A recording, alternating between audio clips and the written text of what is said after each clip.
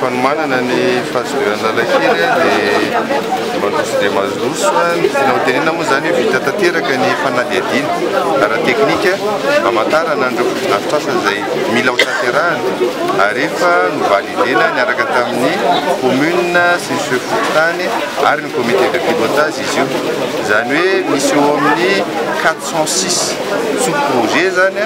no réalisena ao anatin'ny Lalakely phase 2 eritreretina hatrany amin'ny 660 000 bénéficiaires no mpahazo tombotsoa ao anatin'izay ao anatina fototany 520 ary ao anatina commune misy 50 Antananarivo renivohitra sy ny manodidina. Ny dinganao tanterahana manaraka dia ho lancena ny appel d'offre ny fanatanterahana ny projet io mieritreritra izahay fa any amin'ny voalohandohan'ny taona premier trimestre 2015 dia manomboka ny asa Lalakely 2. Izay moa ny antony nampidinana anjareo ety fotony amin'izao fandalovany madame le directeur général ny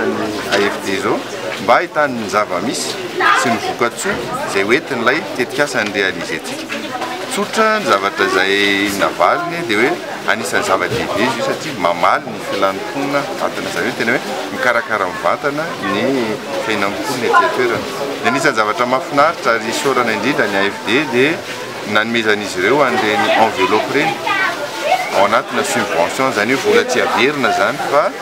sous formana subvention no nanomezanjareo tsy prêt fa subvention raha totalina zany dia any amin'ny 14 millions d'euros ny Lalakely 1 sy ny Lalakely 2 izay atratra hatrany amin'ny 1,150,000 ny bénéficiaires raha ohatra ka atambatra ny Lalakely 1 sy ny Lalakely 2 zany hoe mahatratra hatrany amin'ny plus de 40% ny population eto amin'ny agglomération Antananarivo zany dia tokony voakasika ny projet Lalakely 1 sy ny projet Lalakely 2. Ny fomba fitantanana azy raha tsy ahivina ny Lalakely dia mizara anankitelo ny volet ao anatiny. Misy ilay resaka fotodrafitrasa, misy ilay resaka aspect institutionnel zany hoe ny ahafahana miresponsabiliser an'ireny commune ireny ary misy ilay antsoina hoe gestion communautaire. Les gestion communautaire dia ny filazana mihitsy fa ireo mponiny eny an-toerana no miidentifie mamantatra hoe aiza no filanay. Ny mponiny eny an-toerana no navondrona ao anatina association na io association des bénéficiaires na io association des usagers. Zany hoe misy hatrany amin'ny 500 zany zao ny association izay natsangana. Rehefa vita ilay fotodrafitrasa mena ny zareo commune ilay izy ary tantana ny zareo miaraka amin'ireo mpahazo tombotsoa ilay fotodrafitrasa izay réalisenareo. Ny tanjona ao anatiny dia hoe mba ho pérenniser